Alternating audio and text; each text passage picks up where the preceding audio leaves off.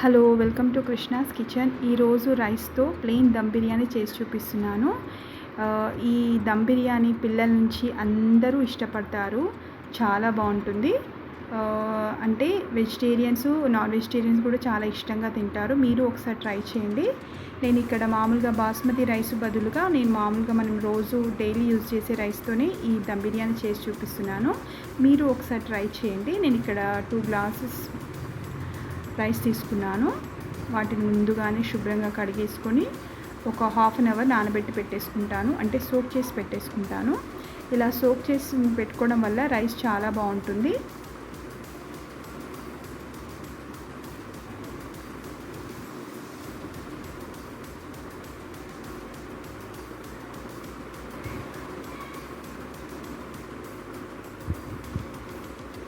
ఈ బిర్యానీని బాస్మతి రైస్తో కూడా చేసుకోవచ్చు. అలా కూడా చాలా బాగుంటుంది. ఇక్కడ నేను ఒక మిక్సింగ్ బౌల్ తీసేసుకున్నాను. అందులో కారం వేసేసుకున్నాను, పసుపు కూడా వేసేసుకున్నాను, కొద్దిగా ధనియా పౌడర్ 1/2 టీ స్పూన్, కొద్దిగా గరం మసాలా కూడా వేసేసుకున్నాను. అంటే నేను తీసుకున్న క్వాంటిటీకి, రైస్ క్వాంటిటీకి ఎంత సరిపోతుందో అంత మాత్రమే ఫ్లేవర్ సరిపడా ఇంగ్రీడియంట్స్ తీసుకుంటున్నాను. అలాగే teaspoon ginger garlic paste కూడా తీసుకున్నాను. కర్డ్ కూడా తీసుకున్నాను. ఒక 4 టేబుల్ స్పూన్ కర్డ్ తీసుకున్నాను. కొద్దిగా కొత్తిమీర కూడా వేసేసుకున్నాను. అలాగే పుదీనా కూడా వేసేసుకున్నాను. పుదీనా కొత్తిమీర వేసేసుకున్నాను. సాల్ట్ కూడా వేసేసుకుంటున్నాను. ఒకసారి మీరు ఇలా ట్రై చేయండి. ఇలా రైస్ చేసేసుకొని, ప్లెయిన్ దమ్ రైస్ చేసేసుకొని మనం ఏదైనా వెజిటేబుల్ కుర్మా అలాంటివి చేసుకుంటే చాలా బాగుంటుంది.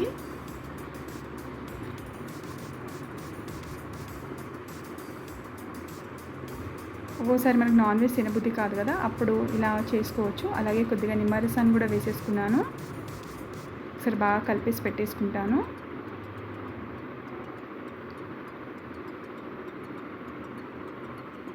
ఎప్పుడు రొటీన్గా కాకుండా, అంటే చికెన్ బిర్యానీ అలాంటివి కాకుండా ఇలా ప్లెయిన్ రైస్తో ఇలా బిర్యానీ చేసుకుంటే చాలా బాగుంటుంది. ఇక్కడ నేను ఒక 250 గ్రామ్స్ ఆనియన్స్ని సన్నగా కట్ చేసి వేసుకుంటున్నాను. ఆయిల్ వేడైంది, ఆయిల్లో వేసేసుకున్నాను. కొద్దిగా వీటిని గోల్డెన్ బ్రౌన్ వచ్చే వరకు వేయించుకుంటాను.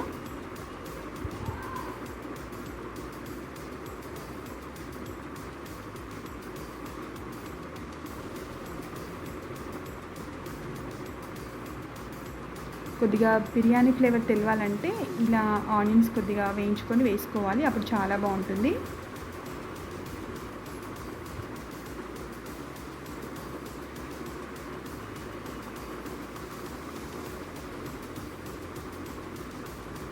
ఇలా గోల్డెన్ కలర్ వచ్చే వరకు వేయించుకొని తీసేసుకుంటున్నాను వేరే ప్లేట్లోకి.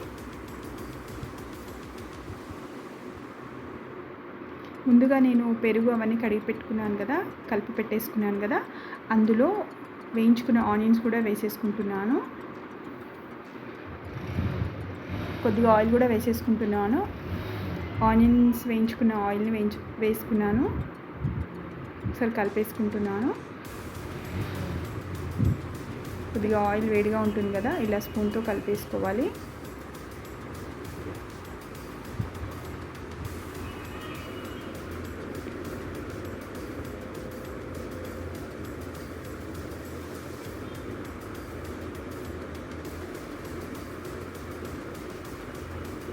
ఇక్కడ నేను ఆల్రెడీ వాటర్ పెట్టేసుకున్నాను ఒక గిన్నెలో. ఎసరు గురించి వాటర్ మసులుతుంది. నానబెట్టుకున్న బియ్యాన్ని వేసేసుకున్నాను, అంటే రైస్ని వేసేసుకున్నాను. ఇక్కడ వాటర్ ఏం కొలతలు ఏమి లేవండి, జస్ట్ వాటర్ తీసేసుకొని పెట్టేసుకున్నాను. ఒక పొంగొచ్చే వరకు కొద్దిగా ఉప్పు వేసేసుకున్నాను. అలాగే కొద్దిగా ఆయిల్ వేసేసుకుంటాను. ఒక పొంగొస్తే సరిపోతుంది, అంటే రైస్ ఒక 80% వరకు కుక్ కావాలి.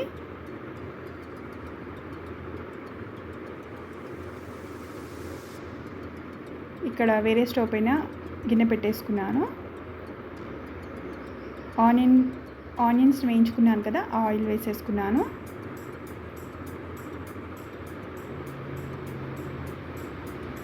ముందుగా కలిపి పెట్టుకున్న పెరుగు, ఆనియన్స్ అవన్నీ పేస్ట్, కారం అవన్నీ వేసుకున్నాను కదా, వాటిని వేసేసుకుంటున్నాను ఆయిల్లో.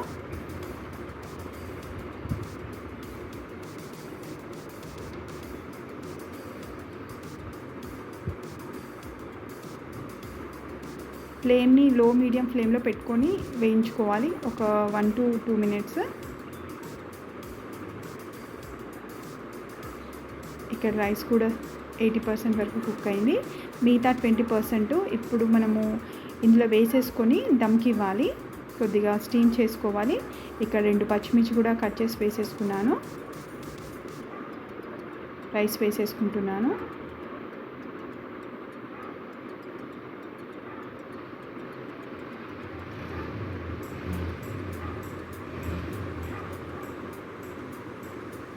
ఈ రైస్ని పూర్తిగా లో మీడియం ఫ్లేమ్లోనే కుక్ చేసుకోవాలి. ఆల్రెడీ బ్యాటర్ అంతా చక్కగా నాని ఉంది కదా.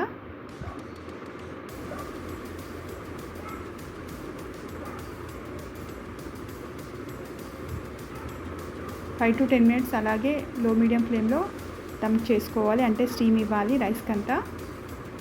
పైనుంచి కొద్దిగా గీ వేసేసుకుంటున్నాను.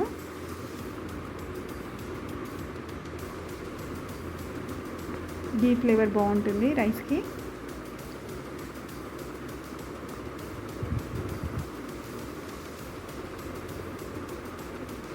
కొద్దిగా కొత్తిమీర పుదీనా కూడా వేసేసుకుంటున్నాను.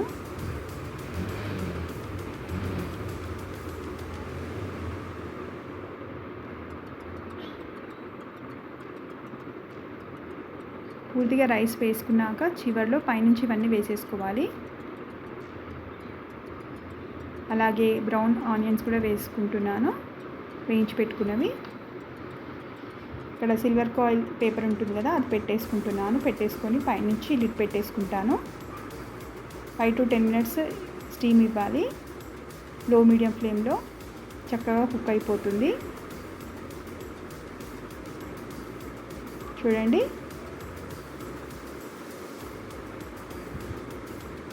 Plain rice dum biryani ready అయిపోయింది. మీరు ఒకసారి ట్రై చేయండి, చాలా బాగుంటుంది.